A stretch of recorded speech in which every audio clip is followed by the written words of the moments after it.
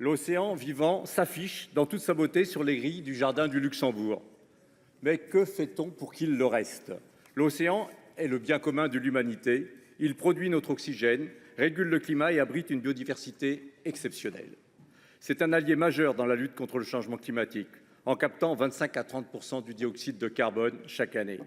Mais cet océan est en souffrance. Sa capacité à réguler le climat mondial et à nourrir l'humanité est mise en péril. Mise en péril par les activités humaines. Chaque cours d'eau, du plus petit ruisseau au plus grand fleuve, charrie jusqu'à la mer les pollutions émanant de nos activités sur Terre. Mais nos destructions ne s'arrêtent pas là, avec en premier rang la pêche industrielle, activité ayant eu l'impact le plus important sur la biodiversité et les habitats marins au cours des 50 dernières années. Les chiffres de l'érosion de la biodiversité marine ont été rappelés, ils sont édifiants. Mais il est encore possible de freiner cette course vers l'abîme. Les études scientifiques le démontrent. Une aire marine protégée n'est efficace que si elle est exempte de toute pêche industrielle.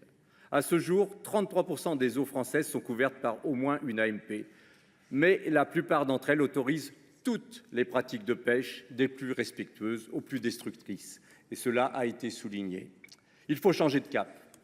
Les aires marines en protection stricte sont les plus à même de fournir des bénéfices écologiques avec la préservation de la biodiversité marine, des poissons plus gros et plus abondants, des bénéfices économiques et sociaux avec le maintien des revenus pour les pêcheurs, l'emploi et le développement d'activités économiques locales. Alors que la France accueille la conférence des Nations Unies sur l'océan à Nice, qui, nous l'espérons, se conclura par ces mesures concrètes et ambitieuses, le monde nous regarde. Nos voisins européens, comme la Grèce, le Royaume-Uni ou la Suède, agissent déjà pour relever l'exigence de protection dans leurs AMP. Le ministre de l'Environnement britannique, Steve Reed, a déclaré lundi son intention d'étendre l'interdiction du chalutage de fond à plus de la moitié des aires marines protégées de son pays, qui constitue 40% de son espace maritime. En comparaison, la France est encore bien à la peine. Et scientifiques comme experts d'ONG demeurent plus que sceptiques quant aux effets d'annonce du président de la République. Il nous revient à nous, parlementaires, d'emboîter le pas de ces initiatives européennes, de rectifier notre trajectoire et de permettre à la France de s'aligner enfin avec les standards internationaux, de reprendre un certain leadership en matière de protection de l'océan. Cette proposition de loi est ancrée dans la réalité. Elle propose 2 mesures calibrées, réclamées par la science. Elles sont le fruit d'un dialogue constructif avec l'ensemble des parties prenantes.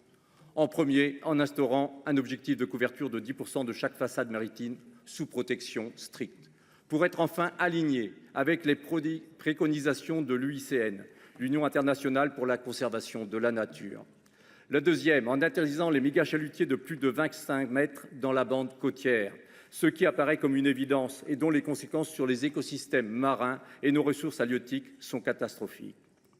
Ces mesures sont essentielles et sont une première étape si la France veut maintenir une flotte de pêche durable et florissante. Une flottille de pêche qui crée des emplois et soutient les communautés locales. Essentielle si elle veut continuer à la lutte contre le changement climatique, favoriser la consommation locale et la sécurité alimentaire. Chers collègues de la droite et du centre, l'opinion publique vous regarde. Vous avez là une occasion unique de combler le fossé entre la rhétorique et l'action, en permettant à la France de retrouver sa crédibilité à l'international en matière de politique maritime.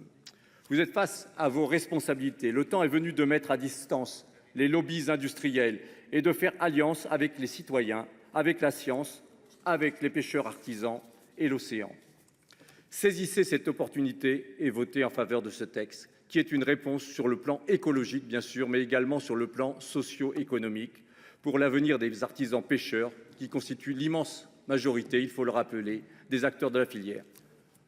L'océan vivant, ce n'est pas que de l'affichage sur le parc du Luxembourg.